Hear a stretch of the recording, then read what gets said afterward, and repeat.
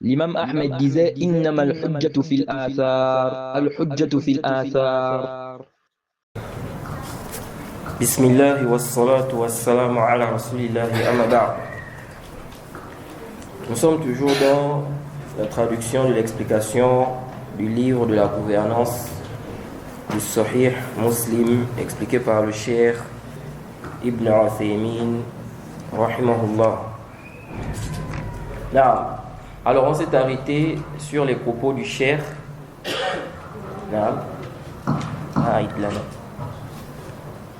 الكلام فإن قال قائل نعم قال الشيخ محمد بن صالح العثيمين رحمه الله فإن قال قائل الأقليات المسلمة في بلاد الكفر ما هو الراجح في بيعتها فالجواب الراجح أنهم يلزمهم السمع والطاعة بقدر المستطاع لمن هم في بلادهم. Non. Donc le Cheikh Ibn Uthaymin a évoqué une question ici. Il dit: quelle est donc la situation des pays à minorité musulmane, les pays mécréants, n'est-ce pas, à minorité musulmane? Qu'est-ce qu'on doit retenir par rapport à la question du serment d'allégeance? Il dit ici, ce qui est juste, c'est qu'ils doivent écouter et obéir en fonction de leur capacité. Ils doivent écouter et obéir à ceux qui ont le pouvoir dans le pays, les autorités. Les autorités. Là, on a vu ici que le chef qui n'est pas musulman, à la base, il n'est pas chef des musulmans shar'an. Même si dans le pays, on dit qu'il est chef. Là, c'est vrai, il est chef dans le pays. Dans le pays, on dit que c'est le chef, c'est le gouverneur, c'est le dirigeant. Mais shar'an, selon la législation, il n'est pas chef. Ok? Taïb. Maintenant, comment on doit se comporter dans ce genre de pays-là?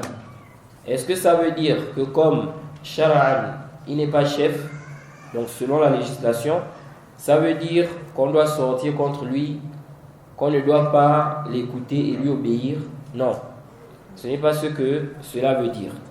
Donc le Cheikh Ibn Uthaymin lui dit ici qu'il faut impérativement, il est obligatoire pour eux d'écouter et d'obéir, n'est-ce pas, à ces dirigeants-là. Taïb. Ensuite, on a parlé du cas des associations. Le cas des associations. Quelle est la situation, n'est-ce pas, de ces associations par rapport à ce sujet-là? On a dit ici, parlant du chef d'abord, si le chef n'est pas musulman, le chef du pays, s'il n'est pas musulman, ok, ici là on va l'écouter, on va lui obéir pour l'intérêt général, ok. On ne va pas aussi se rebeller contre lui, parce que le chef, même s'il n'est pas musulman, ok, même s'il n'est pas musulman, on n'a pas le droit de se rebeller contre lui, sauf si on a la capacité de l'enlever pour mettre, n'est-ce pas, un musulman. Mais si on n'a pas la capacité, ou bien si on doit faire couler le sang pour l'enlever, ici là on dit quoi? On dit ce n'est pas permis, on patiente. On patiente, on fait quoi? On écoute, on obéit pour l'intérêt général. Maintenant, on a la question des associations. Dans les pays aujourd'hui, là, il y a des associations. Vous allez voir, par exemple, un pays, si les gens dans ce pays-là, ces gens, par exemple, on va dire la majorité ne sont pas musulmans, ou il se peut que la majorité soit musulman, mais par exemple le chef n'est pas musulman, ok, ou bien le chef est musulman, mais on a des associations dans ce pays-là, et ces associations-là gèrent les affaires des musulmans, ou bien on va trouver parmi ces associations, il y a une association, on va dire, qui gère les affaires des musulmans. Il y a plusieurs, mais il y a une qui est considérée comme la grande association, par exemple, qui gère les affaires des musulmans. Par exemple, chez nous au Gabon, on a, n'est-ce pas, le Conseil supérieur des affaires islamiques du Gabon. Je ne rentre pas d'abord même dans le débat, est-ce que c'est une association, c'est pas une association. Ce conseil-là, n'est-ce pas, à côté, il y a des associations.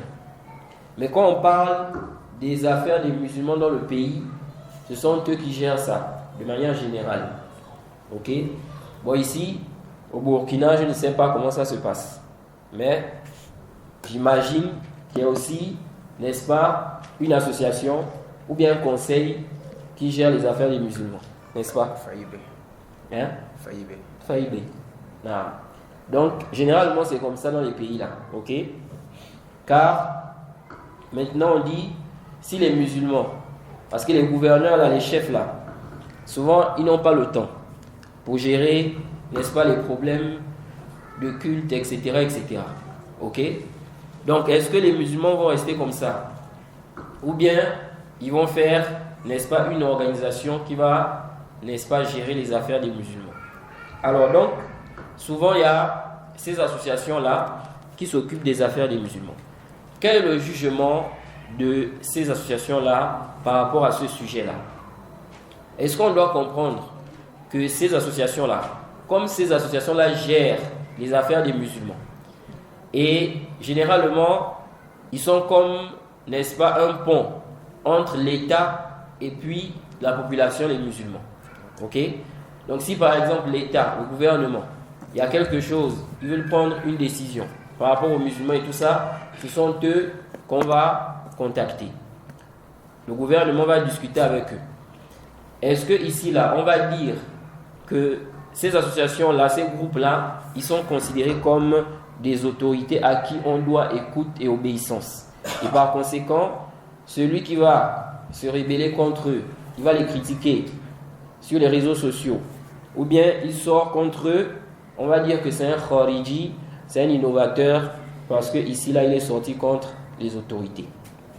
C'est la question qui est là.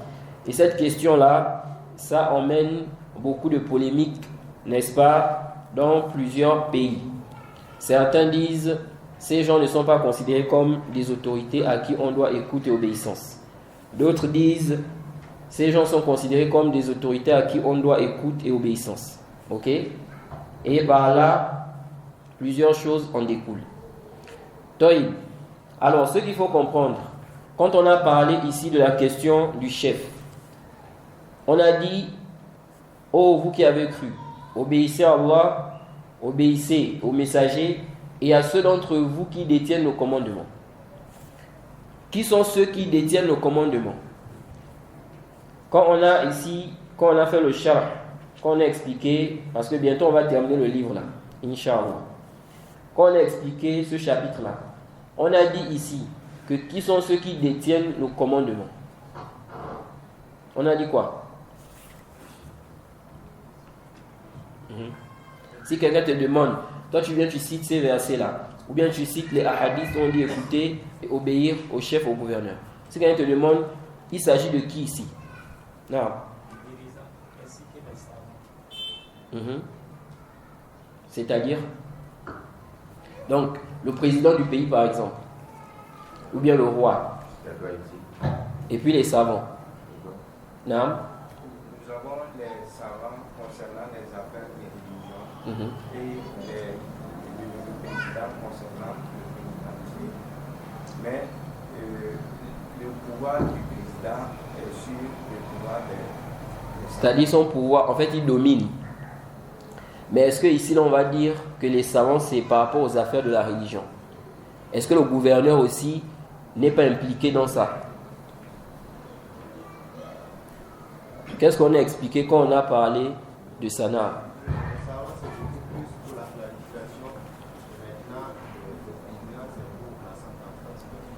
Très bien. Alors, donc ici là, quand on parle de l'écoute et l'obéissance au gouverneur, ou bien à ceux qui détiennent le commandement, ok? Ici on parle du président qui dirige tout le pays, le chef de tout le pays, ok? que ce soit le roi, que ce soit le président. C'est lui qui a l'autorité. C'est lui qui détient le commandement dans le pays. Donc de là déjà on écarte les groupes, les petits groupes, des gens qui forment des groupes. Ils disent que voilà, ça c'est le gouverneur. C'est lui à qui on doit écouter obéissance. Ok? Parce qu'on a dit ici qu'on parle du chef de tout le pays. On a dit aussi les savants. Mais on a dit que les savants, c'est dans un domaine bien précis. Ok? Et on a expliqué cela. Bon, maintenant, les associations là. Quelle est la place de ces associations là par rapport à ce sujet là? Certaines personnes disent que ces associations là ont le même jugement que les chefs et les gouverneurs. Et par conséquent, on n'a pas le droit de désobéir, de contredire, n'est-ce pas, les responsables de ces associations-là.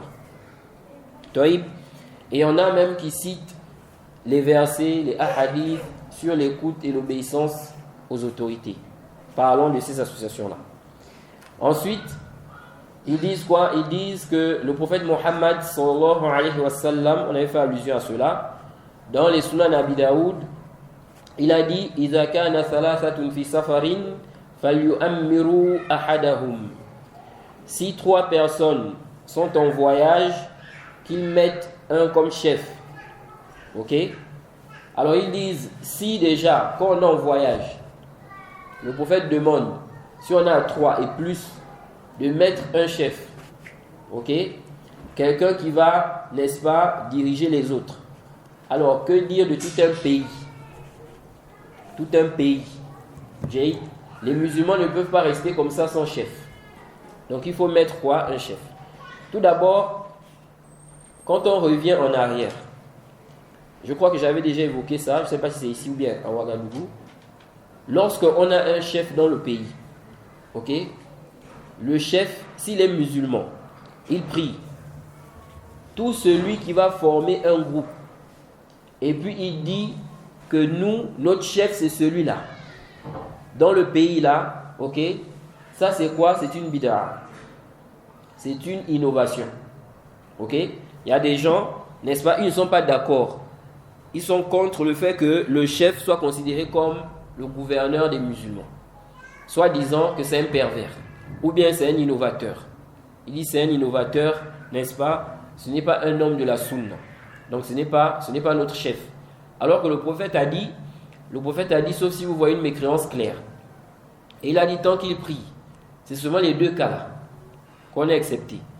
Donc peu importe sa perversité, peu importe, même s'il est dans des bid'ah, des innovations, du moment où, n'est-ce pas, il est musulman, il prie, c'est lui le chef des musulmans.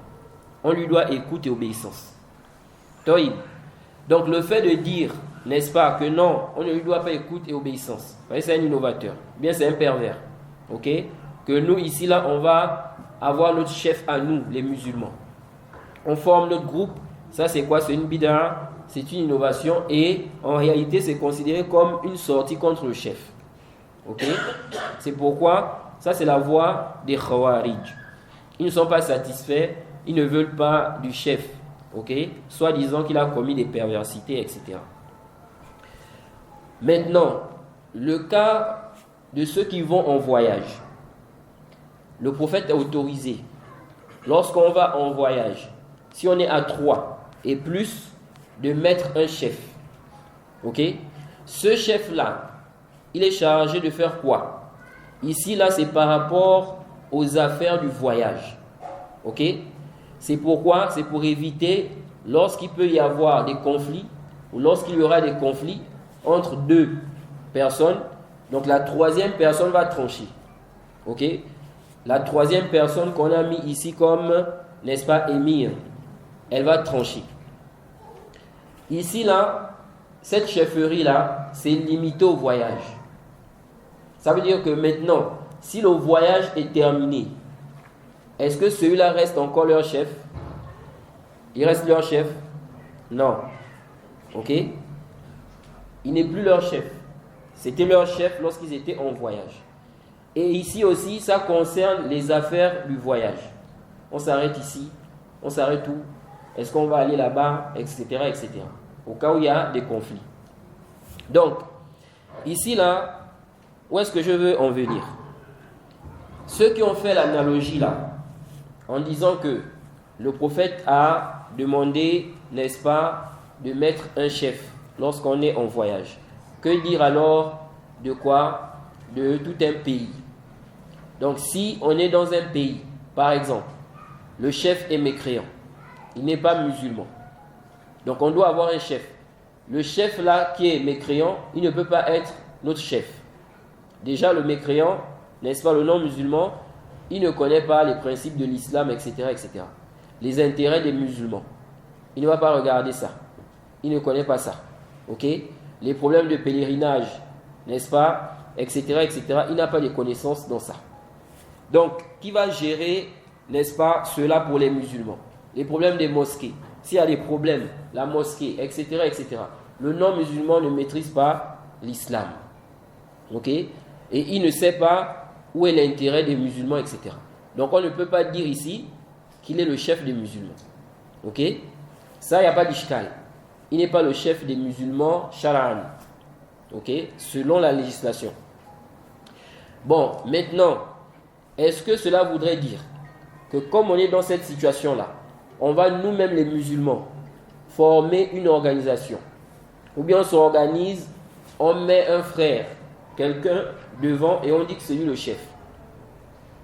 Chez nous au Gabon là-bas, lorsqu'il y a eu le coup d'État là-bas, on avait, n'est-ce pas, un conseil qui gérait les affaires des musulmans.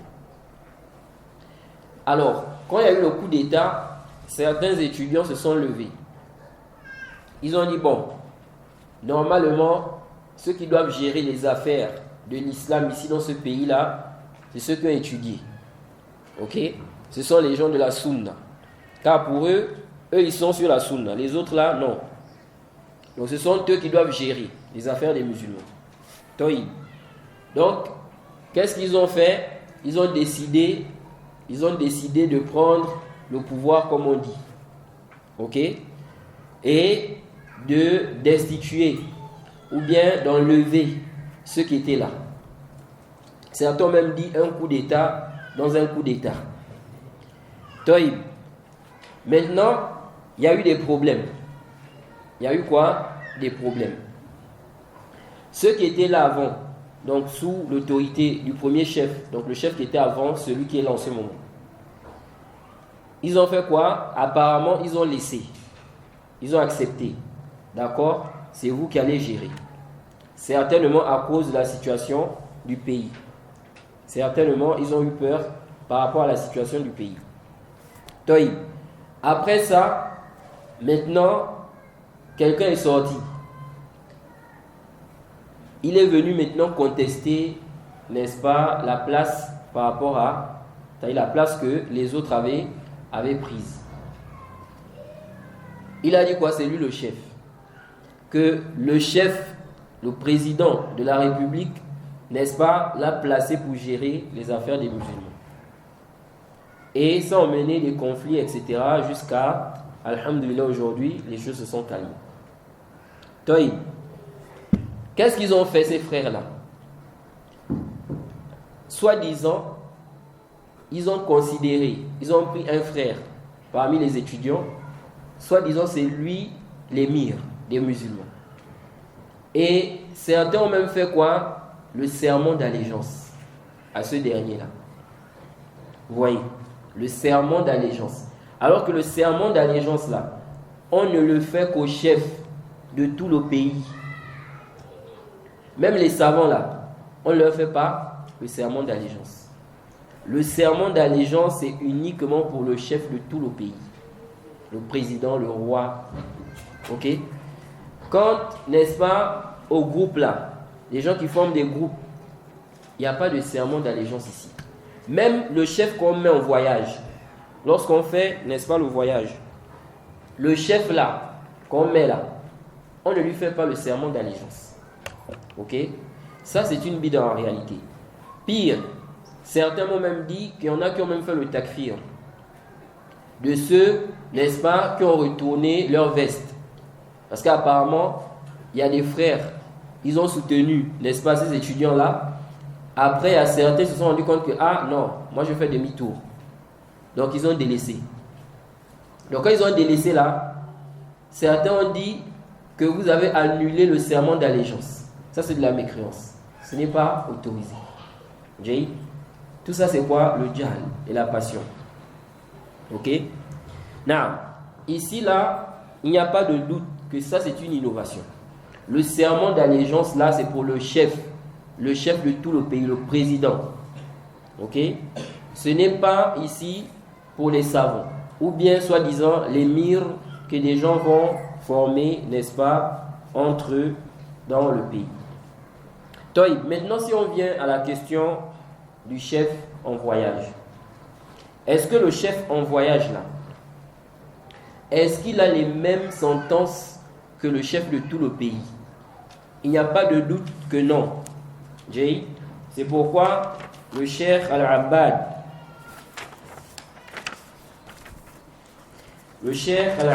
qu'est-ce qu'il dit dans son explication de Sunan Abi Daoud? Il dit, tome 15, page 308, dans Shamila, il dit, expliquant le hadith là, إذا كان ثلاثة في سفر فليؤمروا أحدهم. Si des gens sont à 3 en voyage, qu'ils mettent, n'est-ce pas, quelqu'un comme chef, émir. Il dit, فالإمارة المقصود منها أن يعرفوا مرجعهم لا أن هذه ولاية يترتب عليها أحكام كإقامة الحدود وجلب وما إلى ذلك فليس هذا من شأنهم.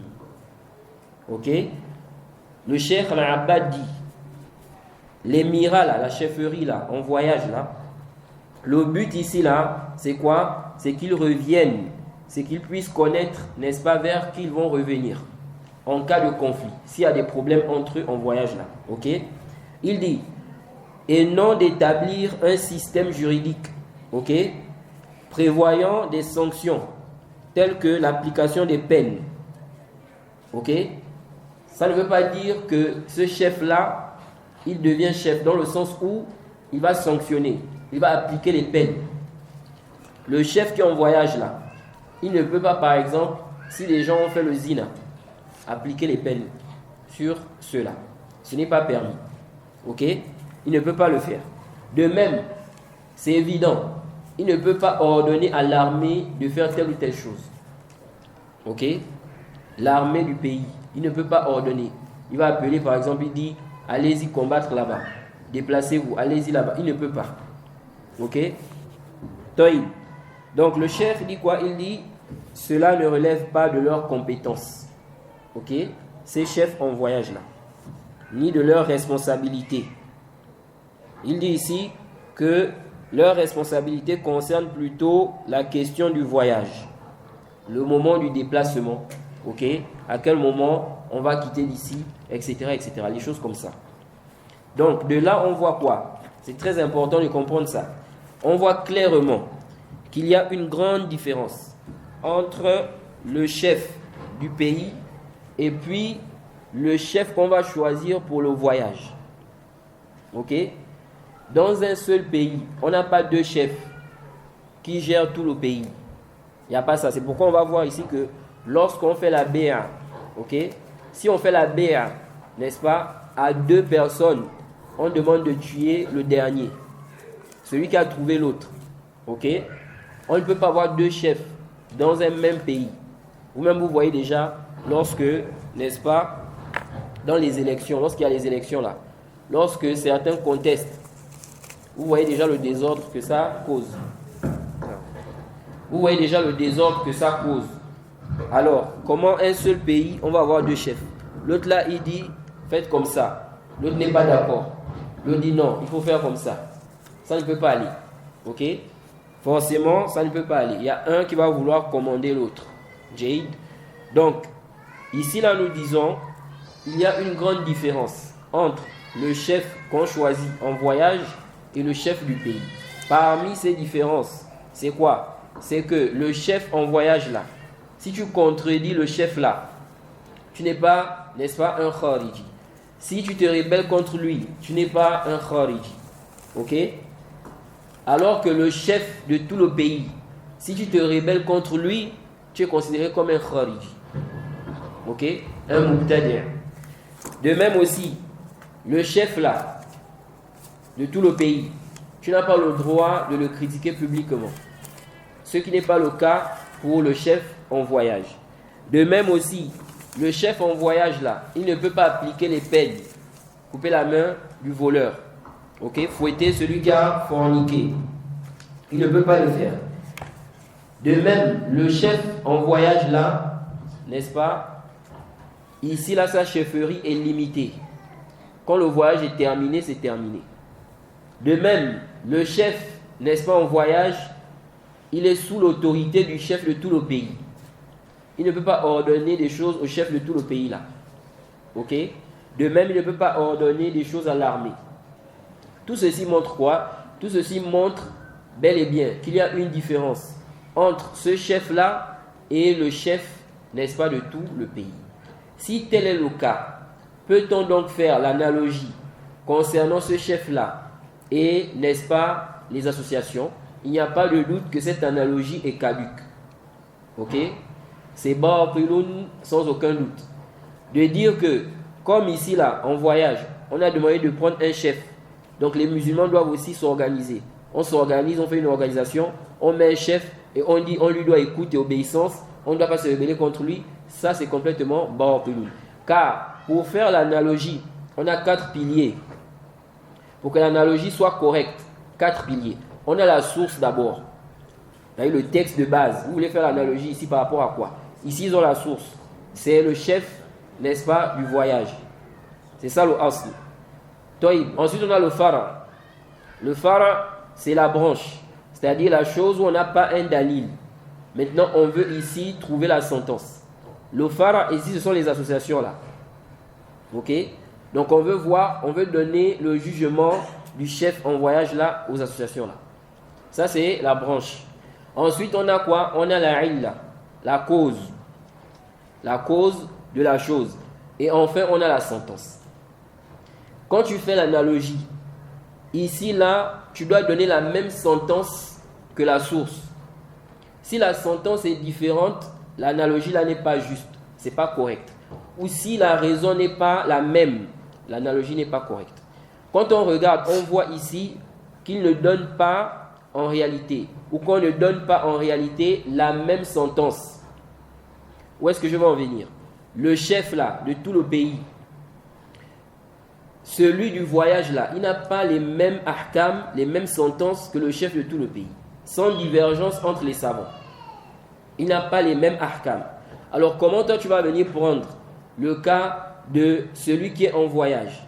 Tu fais l'analogie pour les associations. Et puis tu prends les textes, n'est-ce pas, concernant le chef de tout le pays. Tu vas donner les ahkam là, n'est-ce pas, à ces associations là. Ça c'est quelle analogie ça? Vous voyez? C'est complètement caduque. Ça ne tient pas.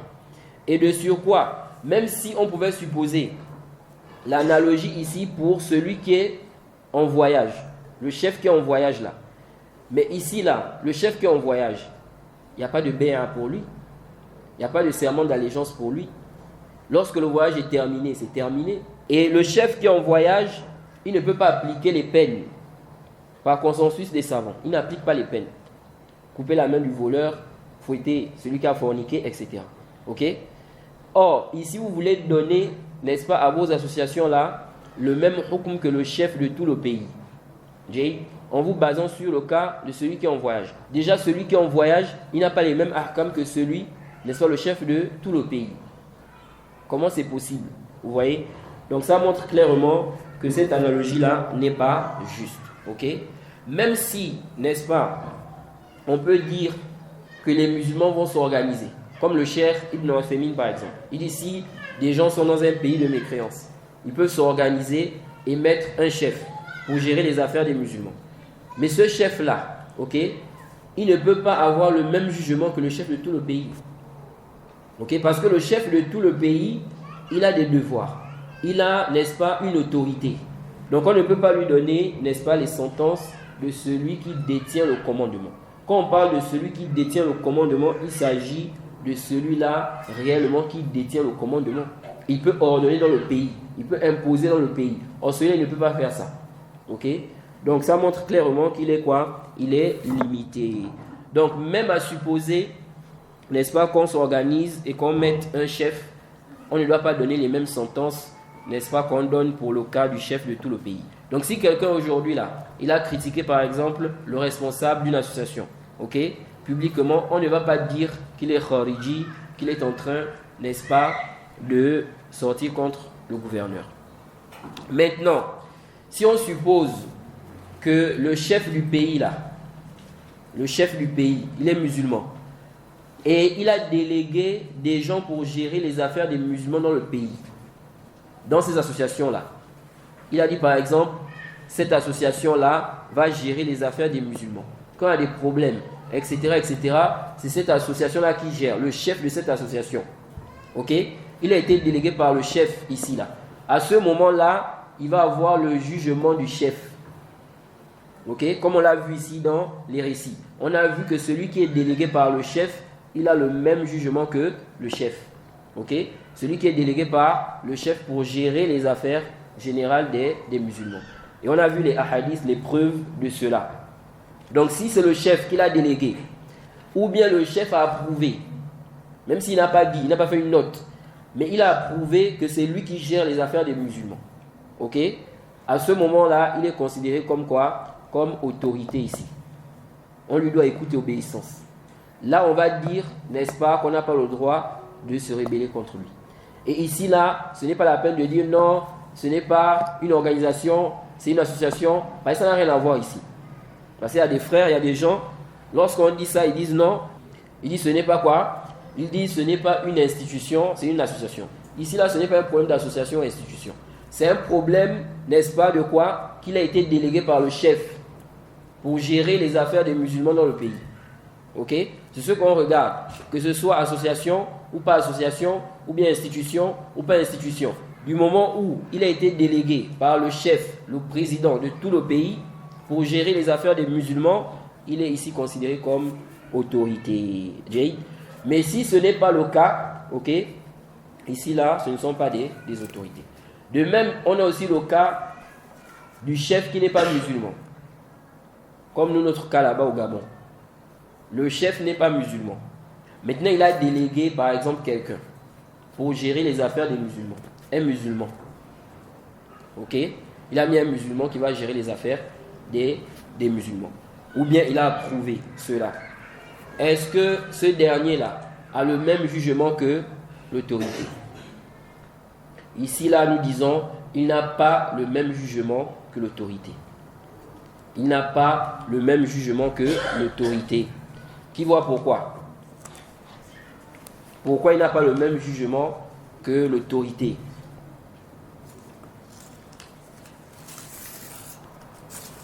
Oui? C'est parce qu'à la base, l'autorité n'est pas liée. Non. Parce que l'autorité même de base même, ok? Celui qui est chef même à la base, son autorité est caduque shar'an. Ok? Shar'an, dans la législation, son autorité, n'est-ce pas, est invalide. Ok? Parce que pour que l'autorité soit valide, shar'an, il faut quoi? Qu'il soit quoi? Il doit être quoi? Musulman. Et il doit prier. Il est musulman et il prie.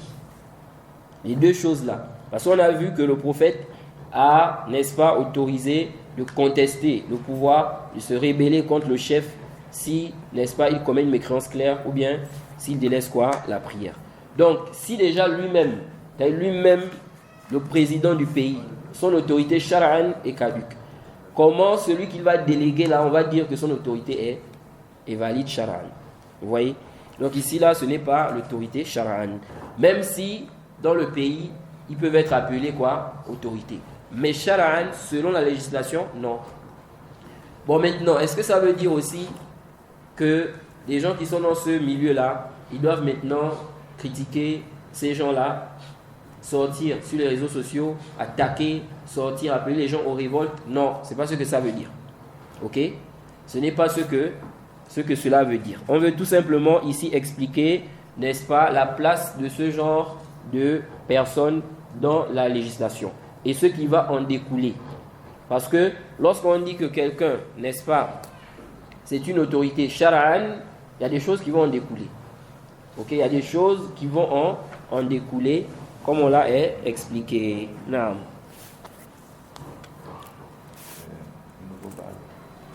Naam. Jazakallah khairan jazaa. Babu hukmi man farraqa amra al-muslimin wa huwa mujtami'. Naam. Ensuite, l'imam Nawawi dit chapitre du statut de celui qui sème la dissension au sein des musulmans alors qu'ils sont unis. Naam. Je rappelle que ceux qui tiennent les documents et suivent là, c'est mieux de noter. L'écoute seule ne suffit pas, c'est déjà enregistré. Il faut noter, c'est avec ça on révise. Naam. عن زياد بن علاقة قال سمعت عرفج قال سمعت رسول الله صلى الله عليه وسلم يقول إنه ستكون هنات وهنات فمن أراد أن يفرق أمر هذه الأمة وهي الجميع فاضربوه بالسيف كائنا من كان. نعم. Le prophète Mohammed sallallahu alayhi wa sallam dit ici là, il y aura, n'est-ce pas, des adversités et encore d'autres adversités, des troubles, des maux. Ici là, hanat, ce sont des troubles, des maux, des adversités. Il y aura cela, n'est-ce pas, concernant le pouvoir, au sujet du pouvoir. Donc il y a des gens qui vont discuter le pouvoir, ils vont se battre, ils vont combattre pour accéder au pouvoir. Le prophète a dit, quiconque ou celui qui cherche à s'aimer la dissension au sein de cette communauté, alors qu'elle est unie autour d'un seul chef, autour d'un chef, alors frappez-le avec l'épée, peu importe qui il est. Donc tuez-le, peu importe qui il est. Dans ce hadith, on voit quoi? On voit aussi l'interdiction de se rebeller contre le chef.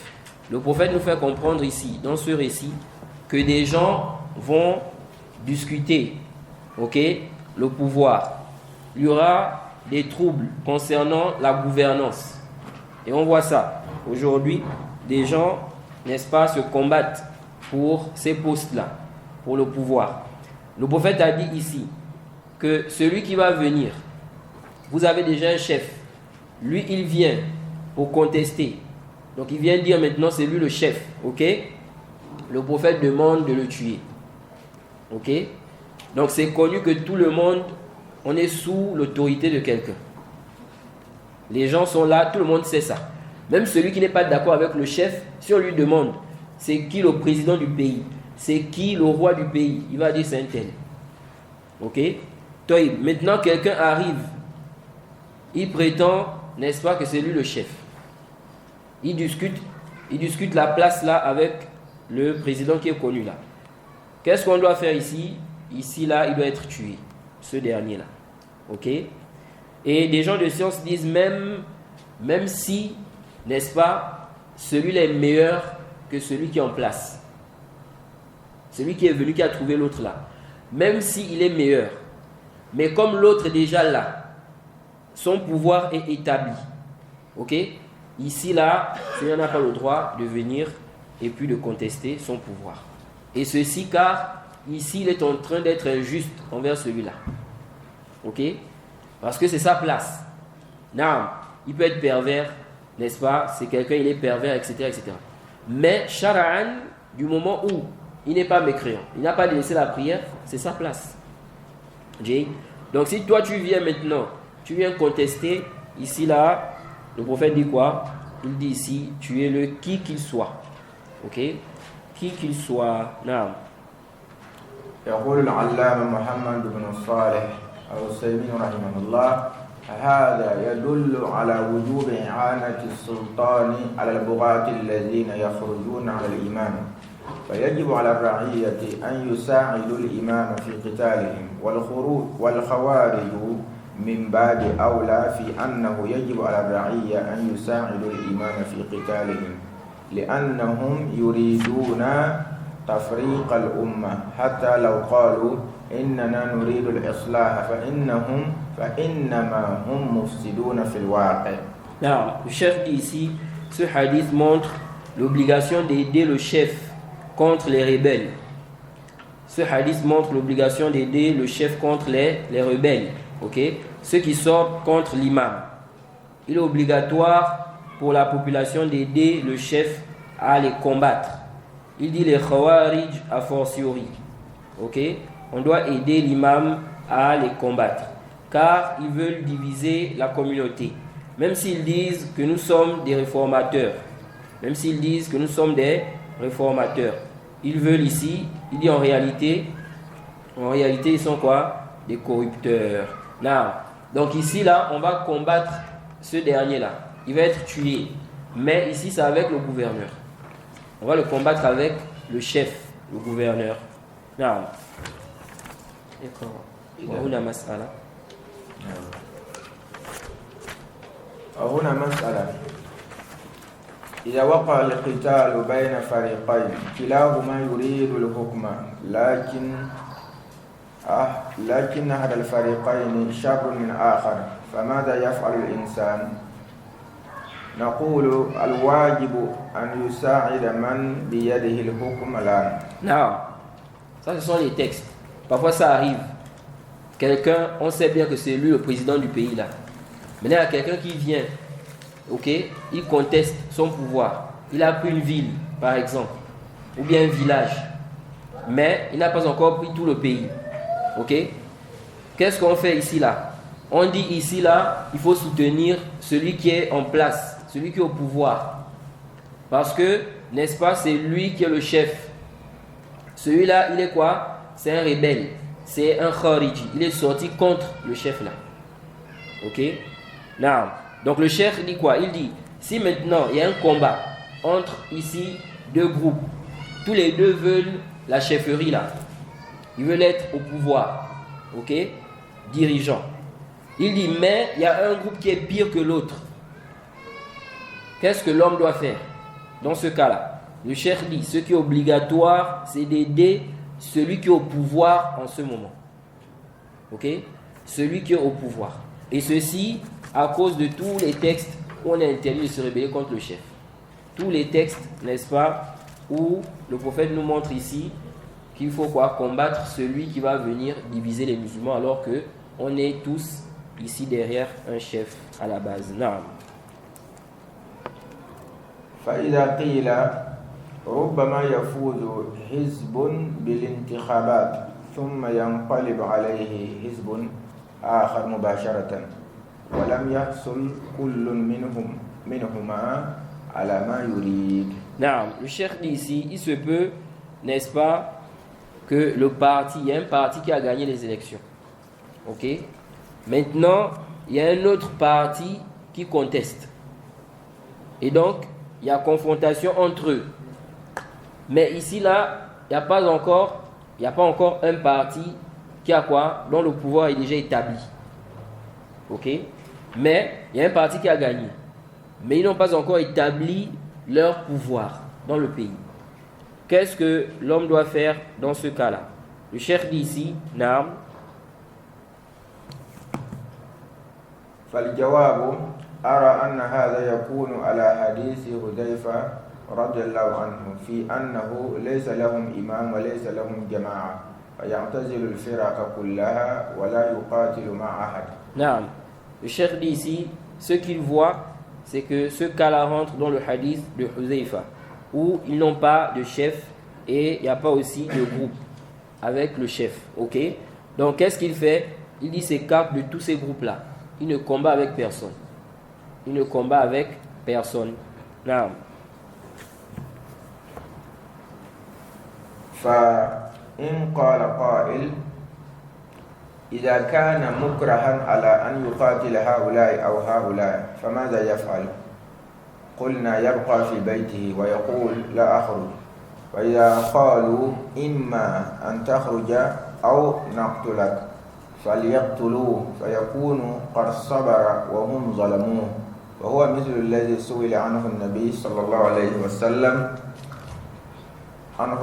عليه الصلاة والسلام حين قال له رجل أرأيت إن جاء رجل يريد أخذ مالي قال فلا تعطه مالك قال أرأيت إن قاتلني قال قاتله قال أرأيت إن قتلني قال فأنت شهيد قال أرأيت إن قتلته قال فهو في النار. نعم. Avant de demander, les gens ont mis en place par exemple un responsable des musulmans dans le pays là. Ce sont les musulmans qui ont mis en place ce responsable. Et le président a prouvé qu'il est responsable. C'est ce que vous voulez dire? Oui, c'est ça. Soit le président, n'est-ce pas, l'a délégué clairement, ou bien il a approuvé ça, que c'est lui le chef des musulmans dans ce pays-là, qui gère les affaires des musulmans. Non. Non. Donc ici, là, le Cheikh Ibn Uthaymin dit, si quelqu'un dit, maintenant si on te force à combattre avec un des groupes là, qu'est-ce que tu dois faire? Ok? Donc ici, là, il a dit, les deux sont en train de se combattre. Ils veulent accéder au pouvoir. Il y a un qui a gagné les élections. Maintenant, l'autre conteste. Mais l'autre n'a pas encore établi son pouvoir. Parce que si l'autre a déjà établi son pouvoir, alors il faut être avec celui qui a le pouvoir. Now, il dit, le cheikh a dit, maintenant dans le cas où, parce qu'il a dit ici, quand c'est comme ça, qu'est-ce que tu fais? Il a dit, tu ne combats avec personne. Tu t'écartes de tout ce monde-là. Comme c'est venu dans le hadith, s'ils n'ont pas d'imam et pas de groupe, qu'est-ce qu'on doit faire? Le prophète a dit, écarte-toi de tous ces groupes-là. Ok? Donc le cheikh dit, quand c'est comme ça là, il n'y a pas ici là un chef encore, ils sont en train de se battre pour le pouvoir là, toi tu t'écartes. Ok? Maintenant le cheikh dit, si on vient te forcer, on te force que si tu ne combats pas avec tel parti ou tel parti, on te tue. Il dit, qu'est-ce qu'il doit faire à ce moment? Il dit, il reste chez lui. Il dit, je ne sors pas. Il dit, s'ils disent, si tu ne sors pas, on va te tuer. Soit tu sors, soit on te tue. Il dit qu'il le tue. Ok? Alors ici, là, il aura patienté et donc ceux-là, ils auront été quoi? Injustes envers lui. Ils l'auront opprimé. Il dit, il est comme celui qui a posé la question au prophète lorsqu'il lui a dit, ô messager d'Allah, si un homme vient, il veut prendre mes biens, le prophète lui a dit, ne lui donne pas tes biens. Il dit, mais s'il me combat, le prophète a dit, combat-le. Ensuite il a dit, et si il me tue, donc pendant que je suis en train de défendre mes biens là, s'il me tue, il dit, tu es martyr. Ensuite il a dit, et si je le tue, il a dit quoi? Il ira en enfer. Non. Ensuite, Muslim a cité un autre récit qui va dans le même sens, n'est-ce pas, que celui précédent, que celui qui a été cité précédemment, où le prophète a dit, celui qui vient à vous alors que vous êtes unis sous l'autorité d'un seul homme et cherche à briser votre unité ou à diviser, n'est-ce pas, votre groupe, votre communauté, alors tuez-le.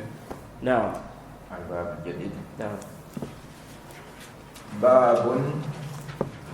Babu iza bouya li khalifatayn. Non. Chapitre, si on prête serment d'allégeance à deux califes, deux chefs. Non. عن أبي نضرة عن أبي سعيد الخدري قال قال رسول الله صلى الله عليه وسلم إذا بويع لخليفتين فاقتلوا الآخر منهما. Non. Le prophète a dit, si on prête serment d'allégeance à deux califes, tuez le dernier des deux. Ok? Donc le dernier, celui qui a trouvé l'autre. Donc on ne peut pas avoir deux chefs. Et ici là, comme les gens de science ont dit, ça c'est si on ne peut le repousser qu'en le tuant. Ok? Si on peut le repousser sans le tuer, ici là c'est ce qu'on va faire. Ok? Il a trouvé déjà un chef. lui il vient avec un petit groupe. Il appelle les gens, n'est-ce pas, à lui faire serment d'allégeance, que c'est lui maintenant le chef. L'autre là, ce n'est plus le chef. Il ne mérite pas d'être le chef du pays. Parce que c'est un pervers. Parce que comme ça. Ok? Celui-là, le deuxième là, normalement, il doit être tué. Mais ici là, comme les savants ont dit, ça c'est si on ne peut le repousser que par ça. Si par exemple on vient, on lui parle, ok? Que ce que tu fais là, ce n'est pas bien. Ça contredit les textes. Le chef là, il est musulman. Il prie. Tu n'as pas le droit de contester son pouvoir. Ok? Si maintenant, ici, là, il a accepté le conseil, il n'y a pas de problème. Ou bien, si on peut l'enfermer, il n'y a pas de problème, on ne va pas le tuer ici. Ok? Mais si on ne peut repousser son mal, n'est-ce pas? Qu'en le tuant, ici, là, on va le tuer. Non. Maintenant, ici, il y a une mas'ala aussi. Celui qui a trouvé déjà un chef, il vient, il trouve le chef. Maintenant, il conteste son pouvoir. Supposons, il a pris, n'est-ce pas, une ville ou bien un village. Ok? Il est là-bas. Maintenant, il prétend que c'est lui le chef du pays. Que les gens doivent accepter que c'est lui le chef. Alors qu'on sait qu'on est un chef dans le pays. Ok? Toïb, celui-là, il est considéré comme Khariji. C'est un Khariji. Bon, maintenant, si on suppose qu'avec le temps, la situation se renverse. Il réussit à prendre beaucoup de villes, jusqu'à il prend le pouvoir dans tout le pays. Ok? Il chasse l'autre là. Est-ce que ici, là, maintenant, quand il a pris le pouvoir là, il s'est installé, son pouvoir est établi dans le pays maintenant. Est-ce que ici, là, on lui doit écoute et obéissance? On dit oui. On dit oui. Parce qu'il est devenu chef. Qui a dit non?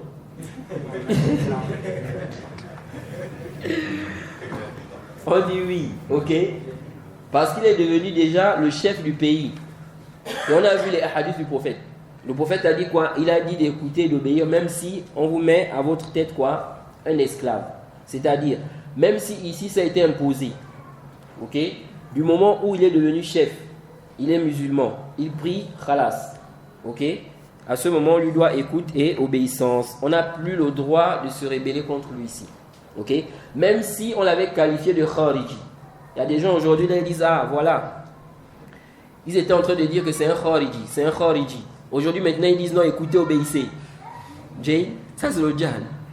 Non, parce qu'à ce moment-là, n'est-ce pas, lui ici là il était dans une situation où il est Khariji. Et même lorsqu'il a pris le pouvoir là, s'il n'a pas fait Tawbah, il est toujours Khariji. Ok? Et ça n'empêche pas qu'il soit le chef des musulmans. Est-ce que le chef, c'est une condition qu'il ne soit pas Mubtadi', dans le sens où, s'il est Mubtadi', son autorité n'est pas valable? Non. Ok? On a dit la mécréance claire. Ou bien il a fait quoi? Il a délaissé la prière. Donc même si c'est un Mubtadi', même si on dit en réalité c'est un Khariji qui est là, le chef là c'est un Khariji, ça ne veut pas dire quoi? Qu'il n'est pas le chef des musulmans. Non. يقول العلامة محمد بن صالح العثيمين رحمه الله لأن الثاني يعتبر خارجا فإنه لما بويع للأول استقرت الخلافة له وصار هو السلطان في من بايعه فإذا جاء الثاني ليبايع فإنه خارج يضرب عنقه. نعم. Donc le cheikh dit ici parce que le deuxième là, pourquoi on tue le deuxième, le dernier? Il dit car, n'est-ce pas, il est sorti contre le chef là. Ok? Or, ici, le premier, son califat était déjà établi. Ok? Il était déjà le chef. Pour ceux-là qui ont fait quoi? Le serment d'allégeance. Donc, si le deuxième vient, il demande qu'on lui fasse un serment d'allégeance, alors on le considère comme quelqu'un qui est sorti contre le chef, on doit le tuer. Non. باب يقول المؤلف رحمه الله باب وجوب الإنكار على الأمراء فيما يخالف الشرع وترك قتالهم ما صلوا ونحو ذلك. نعم. Imam Nawawi dit l'obligation, n'est-ce pas, de désapprouver, de réprimander les chefs, les gouverneurs concernant ceux qu'ils font, qui s'opposent, qui contredit, n'est-ce pas, la législation, et de ne pas les combattre tant qu'ils prient, et ce qui est semblable à cela. نعم. عن أم سلمة أن رسول الله صلى الله عليه وسلم قال ستكون أمراء فتعرفون وتنكرون من عرف برئ ومن أنكر سلم ولكن من رضي وتابع قالوا أفلا نقاتلهم قال لا ما صلوا. Non. Le prophète dit quoi ici? Il dit, n'est-ce pas, qu'il y aura des gouverneurs, des dirigeants, dont vous approuverez des choses et désapprouverez des choses. Donc des gouverneurs qui vont faire des choses qu'on va désapprouver. Certaines choses qu'ils vont faire, on va approuver ça, que c'est bien. Et il y a d'autres choses qu'ils vont faire, on va désapprouver ça. Et ce qu'ils ont fait là, ce n'est pas bien. Ensuite, le prophète a dit, vous allez réprimander cela. Celui qui a su, n'est-ce pas, il sera préservé. De même, celui qui a réprimandé, il est sauf. Jade, il est quoi? Préservé. Cependant, ce n'est pas le cas pour celui qui va agréer ou les suivre dans ça. Ok? Ensuite, ils ont dit au prophète, ne devons-nous pas les combattre? Le prophète a dit non, tant qu'ils prient. Non, tant qu'ils prient. Donc, dans ce hadith, on voit qu'on nous parle des gouverneurs qui vont commettre des actes qu'on va réprouver. Des choses, n'est-ce pas, blâmables. Cependant, est-ce que le prophète a dit ici là qu'il faut les combattre? Non. Quand ils ont posé la question au prophète, ne devons-nous pas les combattre puisqu'ils vont faire des actes, des choses qu'on va réprouver? Ok? Donc, ne devons-nous pas les combattre? Le prophète dit non, tant qu'ils prient. Ok? Ça, c'est le hadith qui montre également qu'on n'a pas le droit de se rebeller contre les chefs tant qu'ils prient. On avait déjà vu le hadith où le prophète a dit, sauf si vous voyez une mécréance claire. Ok? S'ajoute à ce hadith celui qu'on vient de lire. Naam. يقول العلامة محمد بن صالح العثيمين رحمه الله قسم النبي صلى الله عليه وسلم الرعية إلى 3 أقسام. الأول من عرف فهذا برئ مما هم عليه من المنكر ولكن يحتمل أن يسلم. نعم. يحتمل أن يسلم ويحتمل ألا يسلم. الثاني من أنكر فهو سالم. الثالث من رضي وتابع فإنه مثلهم. Non. Le cheikh dit ici, le prophète a divisé, n'est-ce pas, le peuple, la population en 3 catégories.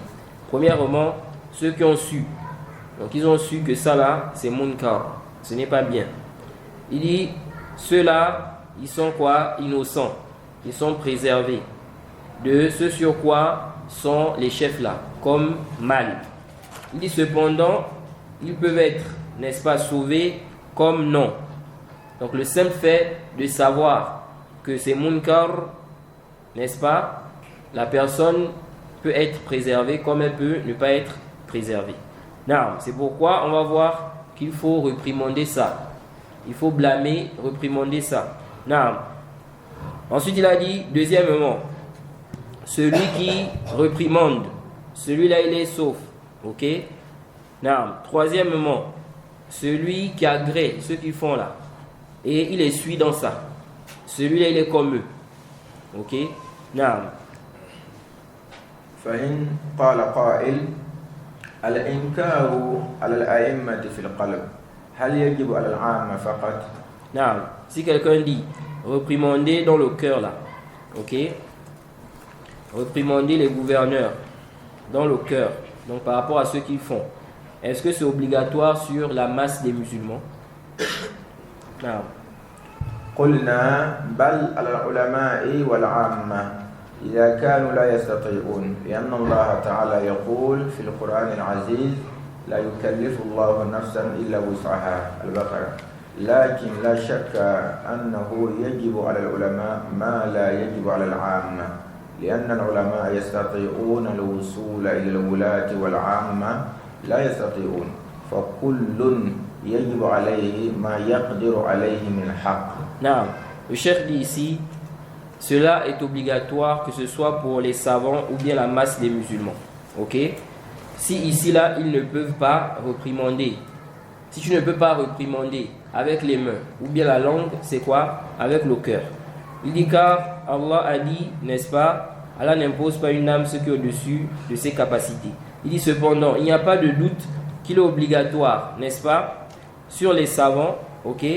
Ce qui n'est pas obligatoire, il y a des choses obligatoires sur les savants qui ne sont pas obligatoires sur la masse des musulmans. Car les savants peuvent atteindre les chefs, les gouverneurs, contrairement à la masse des musulmans. Ils ne peuvent pas. Et donc chacun, n'est-ce pas, c'est selon ce qui lui incombe, selon sa capacité, l'obligation ici. Donc le cheikh veut dire quoi? Il veut dire qu'il n'y a pas de doute que à la base les savants, ils ont cette facilité, n'est-ce pas, de rencontrer les chefs. Ok? Donc ils peuvent facilement leur parler, contrairement à la masse des musulmans. Il n'y a pas de doute que celui qui peut rencontrer le chef, ok, il lui incombe de lui dire la vérité. Il lui incombe de lui dire quoi? La vérité, de lui donner conseil. Naam. فإذا كان العلماء قادرين على الإنكار فإنهم يأثمون وإن لم يقدروا فلا شيء عليهم. Naam, le cheikh dit ici, si les savants peuvent réprimander ce que les gouverneurs font, n'est-ce pas, qui ne sont pas bien là, et puis ils ne font pas, ils ont le péché. Ok? S'ils ne peuvent pas aussi, ils n'ont pas le péché. Naam. ثم أعلم أنه ليس على العلماء إذا أرادوا الإنكار على الإمام أن يعلنوه. Naam. Le cheikh Ibn Uthaymin dit ici. Ensuite, sache que les savants, si les savants réprimandent le gouverneur là, ils n'ont pas le droit d'extérioriser ça, de publier ça. Ok? Ici, là, on a dit le fait de réprimander les gouverneurs. Toi, réprimander les gouverneurs ici, là, comment ça se passe? Le prophète a expliqué. C'est en privé. Ok? C'est en privé. C'est pourquoi c'est venu, n'est-ce pas, dans un hadith. Là, dans un hadith qui est rapporté par l'imam Ahmad, dans son Musnad, numéro 15333. De même, l'imam Ibn Abi Asim, dans son livre Sunna, numéro 1096. De même, At-Tabarani, dans le Musnad Ash-Shamiyyin, numéro 977. De même, Abu Nu'aym, et bien d'autres. Le prophète Muhammad sallallahu alayhi wa sallam a dit, celui qui veut conseiller le dirigeant, le gouverneur, qu'il ne le fasse pas en public, mais qu'il le prenne plutôt par la main et qu'il s'isole avec lui. Donc, ce n'est pas en public, c'est en privé. Le prophète dit, tu l'attrapes par la main, tu t'isoles avec lui. C'est pourquoi ce hadith... Sur les réseaux sociaux, on a fait le vocal ou la vidéo, on dit c'est interdit. Beaucoup jusqu'à ce que ça atteigne les présidents. C'est interdit. Ce n'est pas autorisé. Ok? Quelqu'un maintenant, il fait un audio. Il balance ça sur Internet. Il dit, il faut partager pour que le président écoute ça là. Ce n'est pas permis. Okay? Le prophète dit, celui qui veut conseiller le dirigeant, qu'il ne le fasse pas en public, mais qu'il le prenne plutôt par la main et qu'il s'isole avec lui. S'il accepte son conseil, ceci est l'objectif. C'est le but. Mais s'il refuse, alors il aura accompli ce qui lui incombe. Donc tu as fait l'obligation. Si le chef a écouté, il a pris ton conseil, alhamdulillah. S'il n'a pas pris ton conseil, tu t'arrêtes là. Tu ne dis pas non, il n'a pas mis en application. Maintenant tu dis comme certains disent, on va employer la méthode forte. On passe à une autre étape. Il passe maintenant sur les réseaux sociaux. Là, ce n'est pas autorisé. Le prophète dit, s'il refuse, il aura fait ce qui lui incombe. Ton obligation s'arrête là. Tu ne dois plus ici là sortir pour venir quoi? Venir critiquer publiquement. Et j'ai ici là, c'est un PDF. Des fois on peut faire la photocopie. Aucune idée. Je vais me lancer. Toïb, c'est un PDF. J'ai demandé aux frères s'ils peuvent faire des photocopies, n'est-ce pas? Les frères m'ont dit qu'ils devaient faire des photocopies. J'aurais souhaité, n'est-ce pas, que les frères aient cela pendant le DARS. C'est en fait, ici là, une conférence que j'ai eu à faire. On va dire un space. sur, n'est-ce pas, le fait de réprimander les gouverneurs publiquement. Est-ce que c'est autorisé dans l'islam? Et puis, il y a un frère, n'est-ce pas, de Belgique, qu'Allah le récompense, il a mis ça en écrit. Et on a fait sortir ça comme ça en PDF. Ok? Là-dedans, vous trouvez les preuves concernant ce sujet, les paroles des savants, n'est-ce pas, des salafs, et puis la réfutation des shubhat, la réfutation des ambiguïtés de ceux qui disent que non, on peut critiquer les gouverneurs publiquement. Donc, si les frères réussissent à faire les photocopies, n'est-ce pas, j'espère que chacun pourra avoir, n'est-ce pas, une copie. On dit qu'il va utiliser les PDF, non? Non, pas de problème. Non, donc, ici, là, on comprend quoi? Dans l'islam, il ne faut pas prendre un texte et puis tu laisses les autres. Prends tous les textes sur le sujet et puis essaie de les comprendre.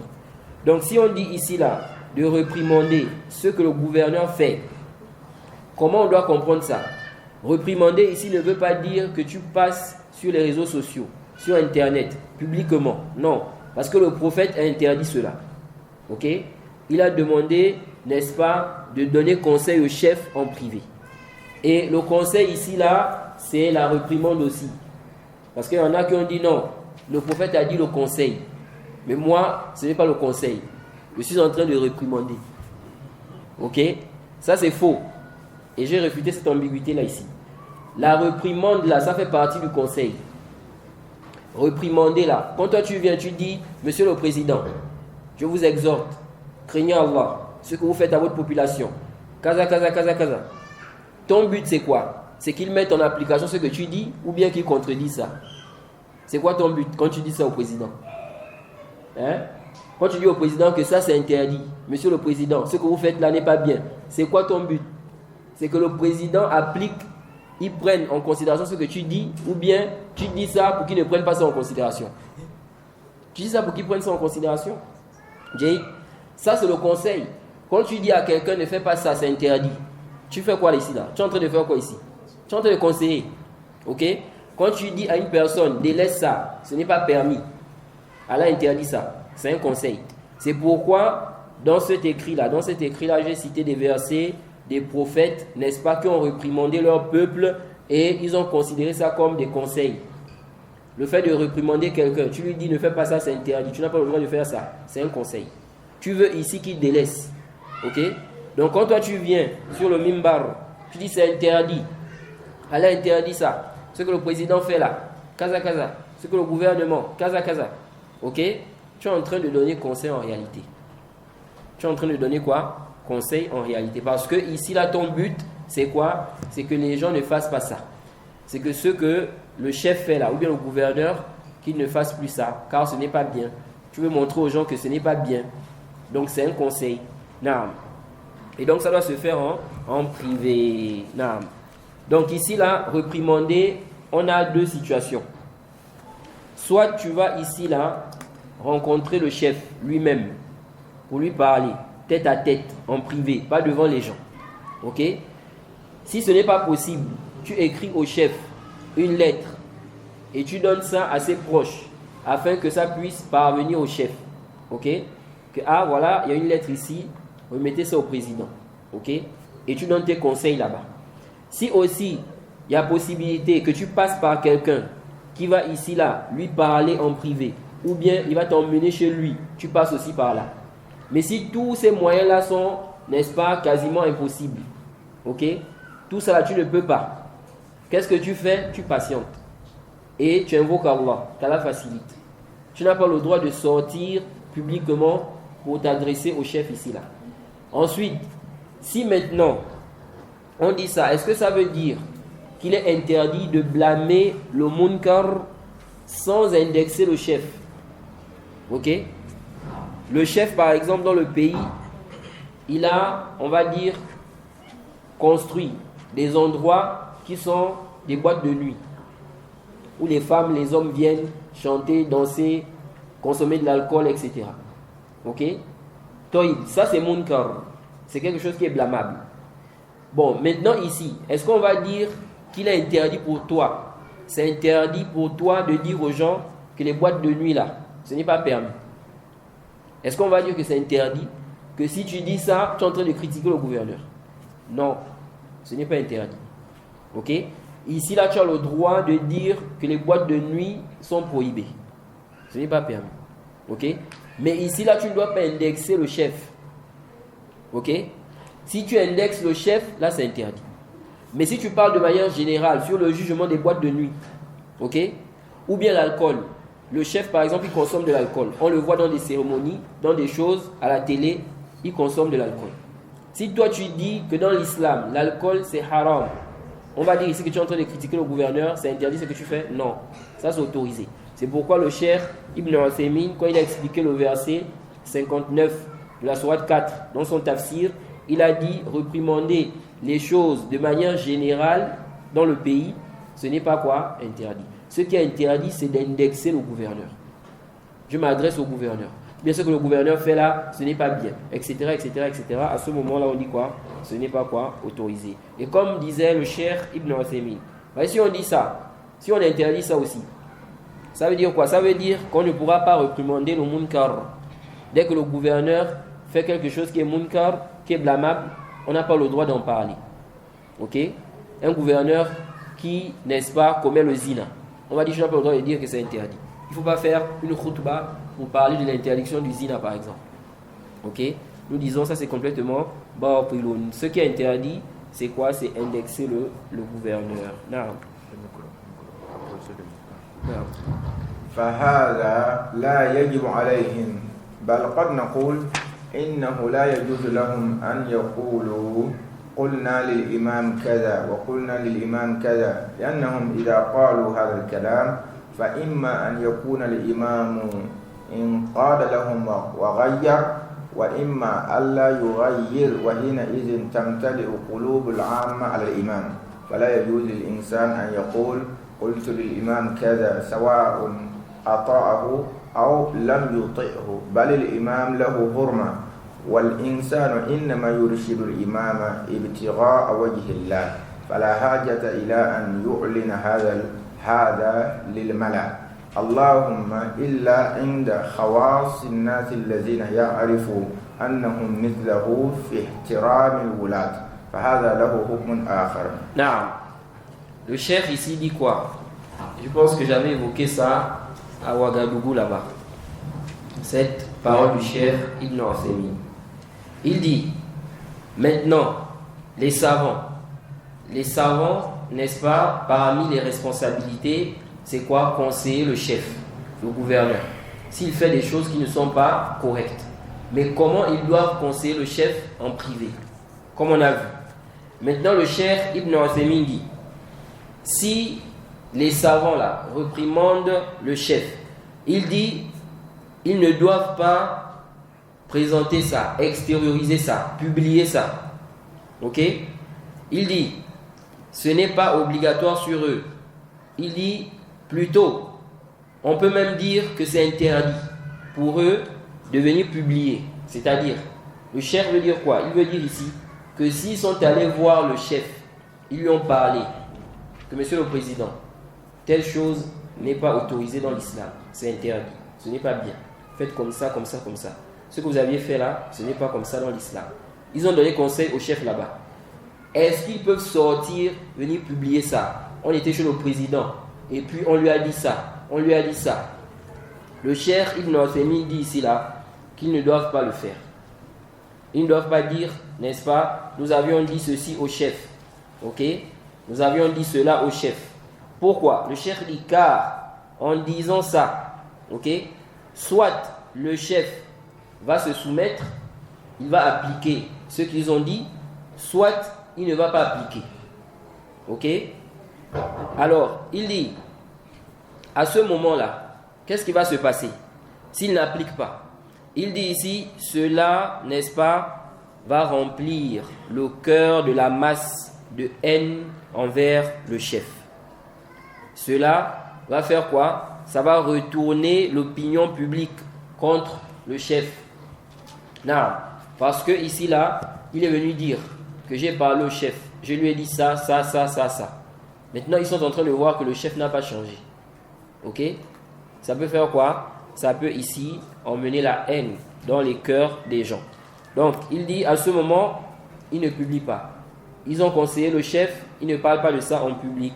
le cheikh dit ici, il dit, il n'est pas permis, n'est-ce pas, à l'homme de dire, j'ai dit ceci à l'imam, ok, qu'il est accepté ou non.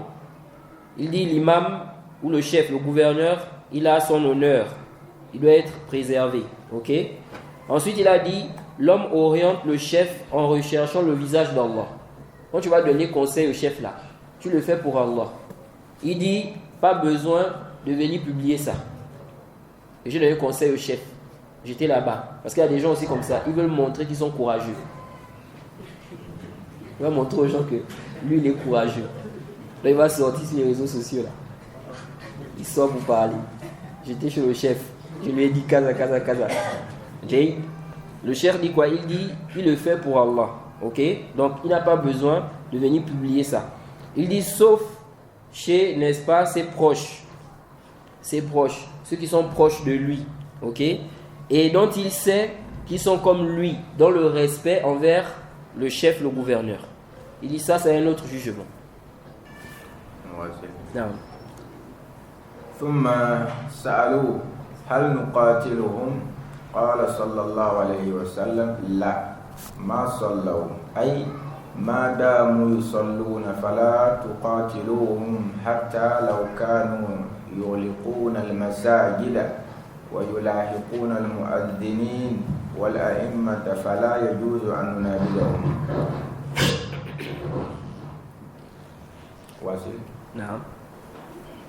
فإذا جمعت هذا الحديث إلى قوله صلى الله عليه وسلم إلا أن تروا كفرا بواحا عندكم من الله فيه برهان تبين لك أن تارك الصلاة كافر لأن النبي صلى الله عليه وسلم منع من مقاتلة هؤلاء الظلمة ما داموا يصلون فعلم من ذلك أنهم إذا لم يصلوا يقاتلون. علم من الحديث الآخر أننا لا نقاتلهم إلا أن نرى كفرا بواحا عندنا فيه من الله برهان. ويضاف هذا الحديث إلى أدلة قول من يقول بكفر تارك الصلاة كما هو الحق لدلالة الكتاب والسنة وإجماع الصحابة رضي الله عنهم على ذلك. نعم. Donc le cheikh Ibn Uthaymin ensuite il dit, ils ont posé la question au prophète. Devons-nous les combattre? Le prophète a dit non tant qu'il prie. Non tant qu'il prie. Il dit c'est-à-dire tant qu'il prie, on ne doit pas les combattre, même s'ils ferment les mosquées. Ok? Mais ils prient. Même s'ils ferment les mosquées. Et ils persécutent, n'est-ce pas, les muazzinin. De même les imams. Il n'est pas permis de les combattre. Ok? Ensuite, le cheikh Ibn Uthaymin dit, si tu regroupes ce hadith, ok, avec le hadith où le prophète a dit, sauf si vous voyez une mécréance claire, dont vous avez la preuve venant d'Allah, il t'apparaît clairement que celui qui délaisse la prière est mécréant. Ok?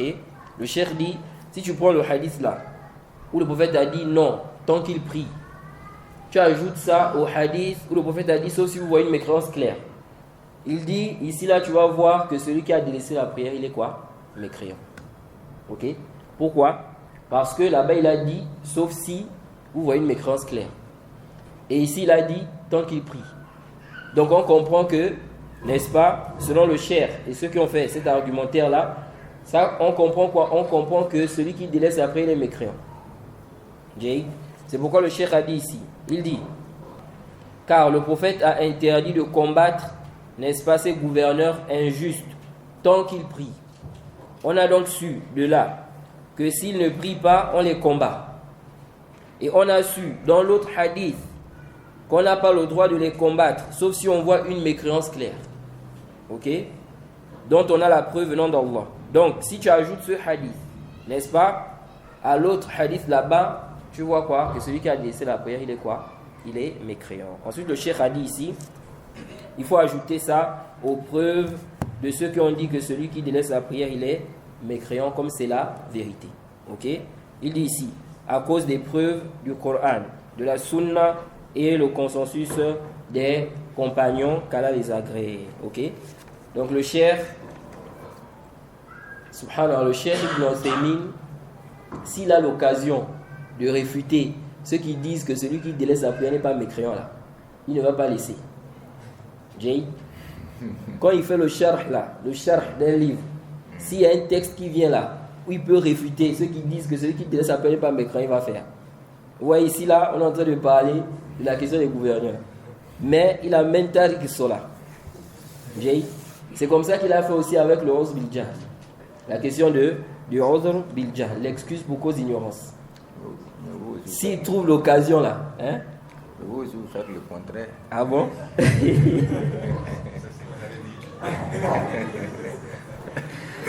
Donc c'est comme ça que je suis. Si je trouve l'occasion de réfuter les autres là, qui disent que celui qui a délaissé la prière est mécréant, je veux le faire. Donc, c'est comme ça. Les sujets là, n'est-ce pas? Ces sujets là, qui ont fait beaucoup de polémiques dans la Ummah, souvent c'est comme ça. Vous allez voir que le savant, lorsqu'il a sa position, il va défendre ça. Et c'est tout à fait normal. Il défend sa position, il montre que c'est la position là qui est juste. Mais, toujours vous allez voir que les savants, ils ont un adab. Ok? Par exemple là, le cheikh a soutenu sa position. Il n'a pas dénigré les autres.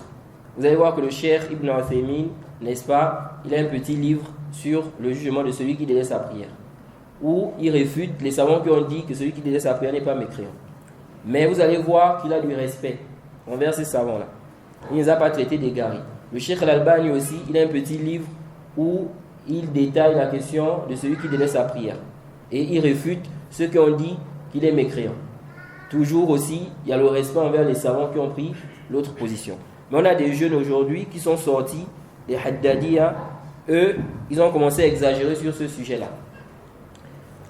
Ils vont faire le takfir de celui qui délaisse sa prière, et tous ceux qui ne sont pas d'accord avec eux là, ce sont des égarés, ce sont des murji'a, ce sont des gens qui sont dans l'irja, kaza.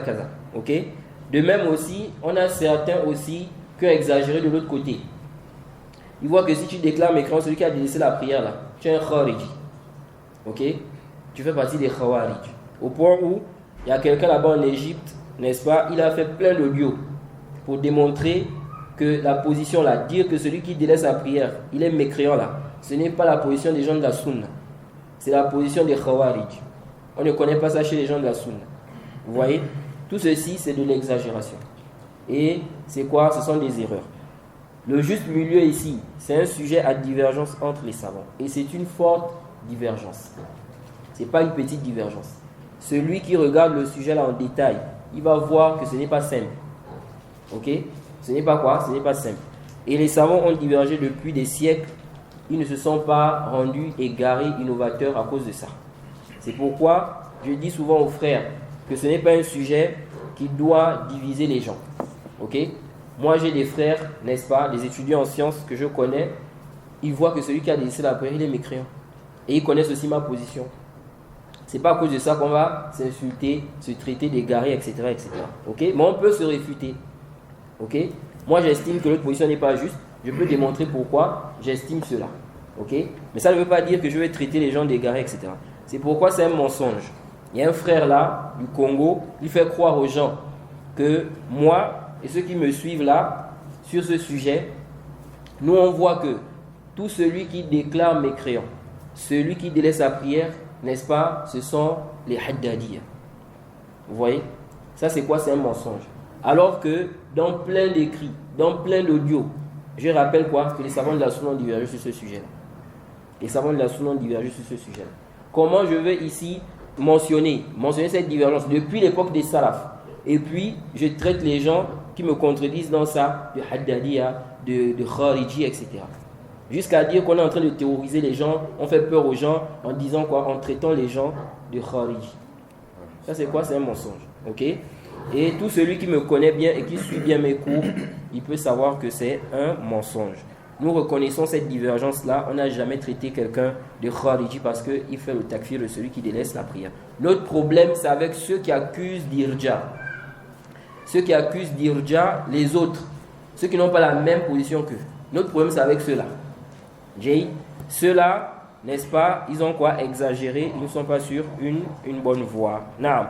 Donc le cheikh ici, c'est sa position. La dame, c'est à quelle heure? 10. Toïb. Le cheikh ici, c'est sa position. Ok? Bon, vous avez compris, ceux qui me suivent aussi, vous savez bien que je ne partage pas la position du cheikh. Ok? Naam. Donc, parmi les argumentaires, n'est-ce pas, de ceux qui déclarent mécréant, celui qui délaisse sa prière, ils ont cet argumentaire-là. Et j'ai un livre en cours de rédaction, qu'Allah me facilite afin de terminer cela. Amen. Je suis en train d'écrire, n'est-ce pas, un livre sur ce sujet-là. Où, n'est-ce pas, je vais mentionner cette divergence-là en détail. Les arguments des deux groupes. Ok? Ceux qui ont dit que celui qui délaisse sa prière est mécréant, il se base sur quoi? Quelles sont leurs preuves? Et ceux qui ont dit qu'il n'est pas mécréant, il se base sur quoi? Etc. etc. Alors, ici là, parmi leurs arguments justement, on a quoi? On a cet istidlal que le cheikh a fait. Il voit que le prophète a dit illa an taraw kufran bawahan, sauf si vous voyez une mécréance claire. Donc ils ont dit, le prophète ici a autorisé de combattre les gouverneurs que si on voit une mécréance claire. Donc si dans un autre hadith, il dit tant qu'il prie, on doit donc comprendre que délaisser la prière c'est une mécréance claire. Par conséquent, n'est-ce pas, celui qui délaisse la prière, il est quoi? Il est mécréant. Non, mais cet istidlal là, n'est-ce pas, ce n'est pas juste. Tout d'abord, nous disons ceci. Si le délaissement de la prière était une mécréance claire, pourquoi le prophète Mohammed sallallahu alayhi wa sallam, ici là, il dit tant qu'il prie? Du moment où c'est une mécréance claire. Parce qu'ils ont dit, le prophète a dit Fakot kafar, c'est clair. Ok? Le prophète a dit quoi? Fakot kafar, il a mécru, celui qui a délaissé la prière. Et il a dit Bayna ar-rajuli wa bayna ash-shirk wal kufr tarku as-salat. Entre l'homme et le shirk et le kufr, il y a le délaissement de la prière. Pour eux, ce sont des textes clairs. Toïb, si c'est clair, le prophète a déjà dit, sauf si on voit une mécréance claire. Il n'a plus besoin encore de dire tant qu'il prie. Parce que le délaissement de la prière, c'est une mécréance claire. Khalas. Donc quand il dit, sauf si on voit une mécréance claire, ça suffit déjà. C'est pourquoi vous allez voir qu'on n'a pas mentionné d'autres mécréances. Parce qu'il a déjà dit, sauf si on voit une mécréance claire. Khalas, ça suffit. Bon, maintenant, quand le prophète mentionne le délaissement de la prière, quand il dit ici, tant qu'il prie, comment on comprend de là que ça veut dire que délaisser la prière, c'est une mécréance claire? Au contraire, nous disons que ce dalil-là prouve même que délaisser la prière, même, ça ne fait pas sortir de l'islam. Parce que si ça faisait sortir de l'islam, le prophète n'allait pas mentionner ça. Le prophète n'allait pas mentionner ça ici en disant tant qu'il prie. Parce que le délaissement de la prière, ça rentre dans les mécréances comme les autres mécréances. Il n'a pas cité les autres mécréances. Il a dit, si vous voyez une mécréance claire, khalas. Si le délaissement de la prière c'est une mécréance claire, on n'a pas besoin de citer ça. Si le prophète cite ça, c'est parce que c'est un jugement khas. Ça, n'est-ce pas un jugement spécifique. Ensuite, nous disons, ceux qui prennent ça comme dalil, nous disons, deux choses nous autorisent à se rebeller contre le chef. La mécréance claire et la prière. Ce sont ces deux choses-là. Le fait que le prophète mentionne la prière ici, pour nous, c'est le dalil même que ce n'est pas une grande mécréance. Si c'était une grande mécréance, il n'allait pas citer ça. Comme il n'a pas cité les autres mécréances. Parce qu'il a déjà dit, sauf si on voit une mécréance claire. Quand il cite la prière, on comprend que la prière n'a pas le même jugement. De la même manière qu'ils ont eu besoin de rassembler les deux textes-là, nous aussi on a eu besoin de rassembler les deux. On dit, le prophète a dit, sauf si vous voyez une mécréance claire. De même aussi, on prend l'autre hadith où il a dit tant qu'il prie. Donc les deux choses-là autorisent quoi? Le khuruj. Ok? Mais ça ne veut pas dire que le délaissement de la prière, c'est quoi? C'est une grande mécréance. C'est pourquoi l'imam Shawkani, qu'est-ce qu'il dit?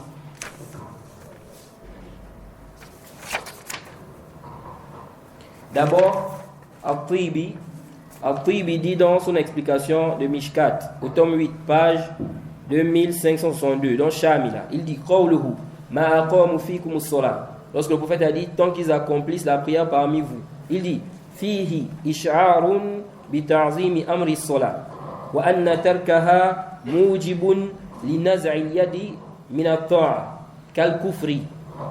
Jay على ما سبق في حديث عبادة ابن الصامت في قوله إلا أن تروا كفرا بواحا. Il dit ici que cette parole, la parole du prophète, lorsqu'il dit ici, tant qu'ils accomplissent la prière, il dit, on voit ici, ça indique n'est-ce pas, l'importance de la prière.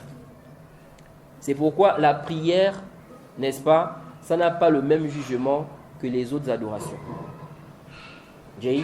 Si vous regardez bien la prière dans l'islam, là, vous allez voir que ça n'a pas le même jugement. C'est pourquoi l'analogie que certains savants ont eu à faire concernant les autres piliers là, plusieurs savants ont réfuté ça en mentionnant que la prière n'a pas les mêmes jugements. La prière a des particularités. Parce qu'il y a des savants, parmi les savants qui ne déclarent pas mécréance celui qui a délaissé la prière, il y a des savants parmi leurs arguments pour dire que celui qui a délaissé la prière n'est pas mécréant, ils ont fait l'analogie. Ils ont dit de la même manière que celui qui délaisse les autres piliers là, le jeûne, le hajj, la zakat, parce que tout ça, ça fait partie des piliers de l'islam. Ils ont dit de la même manière que celui qui délaisse le jeûne, la zakat, le hajj, il n'est pas mécréant. De cette même manière aussi, celui qui délaisse la prière, il n'est pas mécréant. Parce que tous les quatre là, ce sont des piliers, n'est-ce pas, parmi les actes apparents. Donc si celui qui délaisse la zakat, le jeûne, le hajj, il n'est pas mécréant, on doit aussi dire la même chose pour celui qui délaisse la prière. Et d'autres savants ont réfuté en disant non. Parce que la prière a des spécificités. Alors ici, là, il dit, ça montre, n'est-ce pas, l'importance de la prière dans l'islam.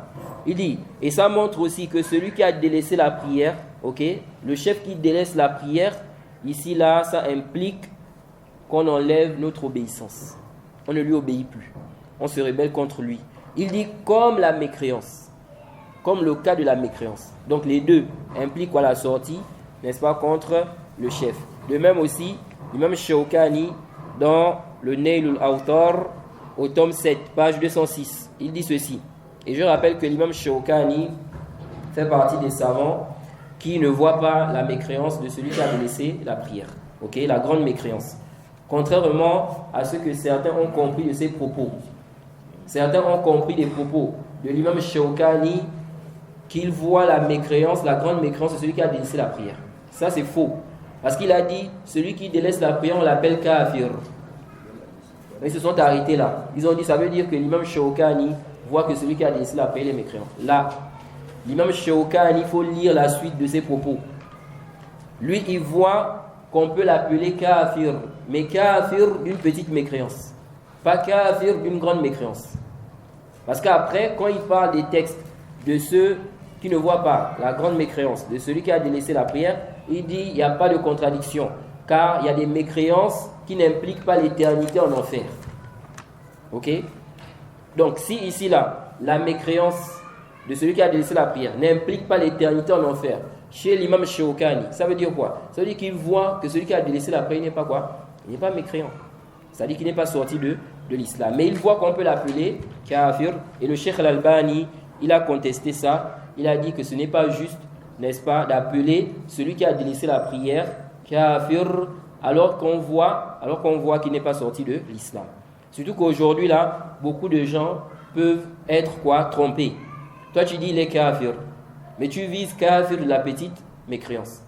Parce que dans l'islam, on peut parler du kafir de la grande mécréance et kafir de la petite mécréance. Les gens ne sont pas habitués à ça. Ce langage-là, les gens ne sont pas habitués à ça.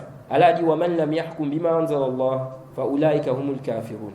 Ce sont eux, les mécréants. Ce sont certes des mécréants. On a dit kufr, duna kufr. Donc mécréants, mais on parle de la petite mécréance. Mais ce langage-là, les gens ne sont pas habitués à ça. Quand tu dis un tel est kafir, les gens comprennent que tu veux dire qu'il est sorti de l'islam. Vous voyez?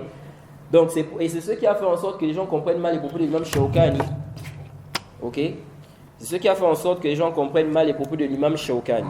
Parce qu'il a dit kafir, et donc il y en a qui ont compris, qui voient que celui qui délaisse la prière, il est quoi? Il est sorti de l'islam. Naam, il dit donc ici, fihi dalilun ala annahu la tajuzu munabazatul a'immati bis-sayf ma kanu muqimina lis-salah wa yadullu dhalika bimafhumihi ala jawazi al-munabazati 'inda tarkihim lis-salah.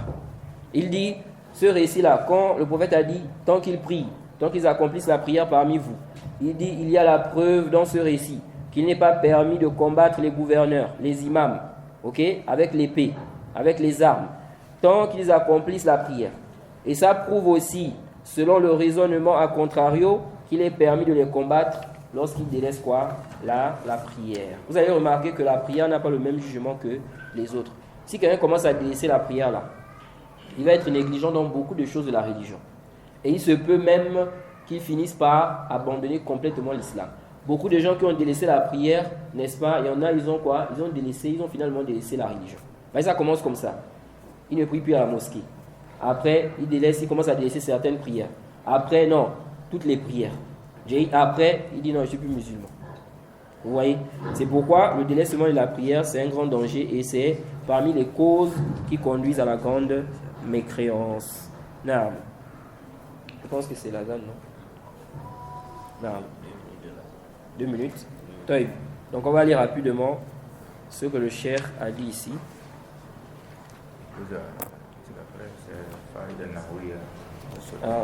On va sauter ça alors. Directement on va venir au hadith qui suit. Mais avant ça, j'aimerais lire ici là une parole d'Ibn Hajar.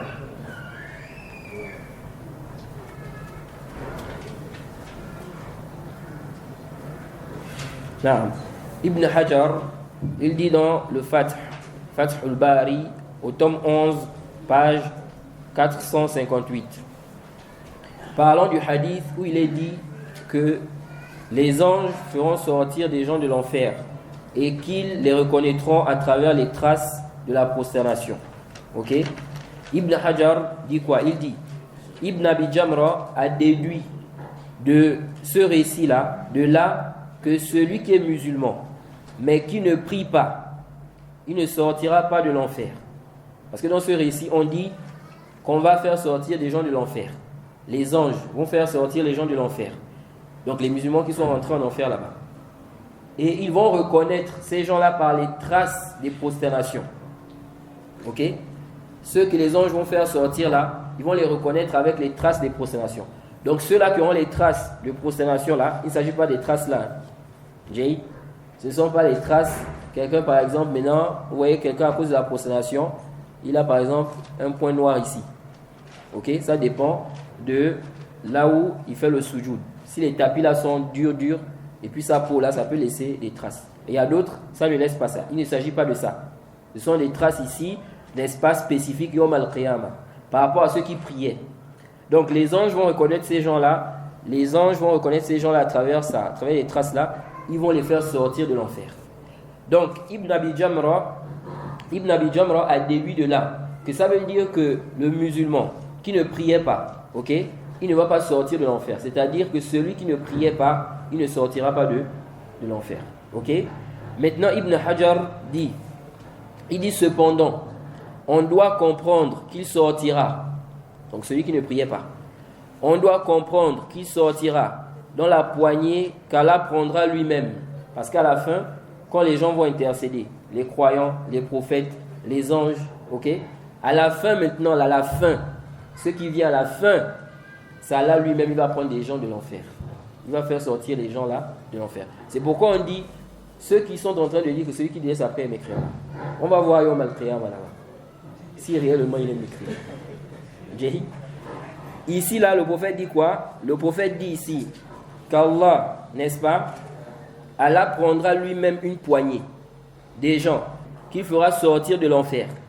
Il dit ici, on doit comprendre qu'il va sortir dans les propos du prophète là où il dit qu'Allah prendra lui-même une poignée des gens de l'enfer, des gens qui n'ont fait aucune bonne œuvre. Et cela est mentionné dans le hadith d'Abi Saïd qu'on verra dans le chapitre du Tawhid. Ok? Donc Allah lui-même va prendre aussi des gens en enfer. Ce ne sont pas seulement les anges. Ceux qui veulent limiter la question, n'est-ce pas, de la sortie des gens de l'enfer aux anges là. Donc si les anges ont fait sortir, tous ceux qu'ils ont fait sortir là-bas, c'est fini. Bon, Allah lui-même, les gens qu'Allah lui-même va faire sortir à la fin. Parce que quand le prophète va venir dire à Allah que permets-moi d'intercéder, de faire sortir de l'enfer quiconque a dit La ilaha illallah. Le prophète va dire ça à Allah. Allah va lui dire quoi? Ceci ne te revient pas. Ensuite, Allah lui-même va faire sortir des gens de l'enfer. Vous voyez? Donc, ce hadith-là, si on médite bien, c'est un hadith qui montre que celui qui a délaissé la prière n'est pas mécréant. C'est pour cela, Ibn al-Qayyim, dans son livre As-Salat wa Hukm Tarikiha, quand il a parlé du sujet-là, il a mentionné parmi les arguments des savants qui ne voient pas la mécréance de celui qui a délaissé la prière, le hadith de l'intercession là. Ils ont considéré ça comme étant leur argument le plus fort. C'est pourquoi ils ont dit ça nous suffit. Ils ont dit ce texte-là nous suffit comme argument. On n'a même plus besoin d'aller encore loin. Parce qu'on dit on va faire sortir des gens de l'enfer qui n'ont accompli aucune bonne œuvre. Ils ont dit ça suffit. Jay, ils ont dit quoi? Ils ont dit ce texte-là est clair et ça suffit. Naam. On va s'arrêter là pour la journée.